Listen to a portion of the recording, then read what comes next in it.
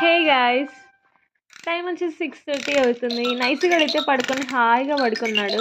Weather అయితే చాలా కూల్గా ఉంది. తనైతే వచ్చి పడుకున్నాడు, పడుకొని లేచాడు. నేనైతే ఆయిల్ పెట్టాను నైస్గానికి. మమ్మీ అయితే చిన్న టాయ్ తీసుకొచ్చి ఆడిస్తుంది, హాయిగా చూస్తుంది. స్టార్టింగ్లో అయితే భయపడింది, తనకు అలవాటు అయిపోయింది ఇప్పుడు.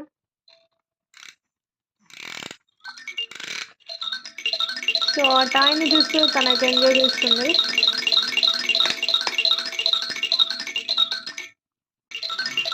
సో చిన్నపిల్లలు కాబట్టి వాళ్ళకి ఏం తెలియదు కాబట్టి ఇదేంటబ్బా అని అలానే చూస్తూ ఆడుతుంది.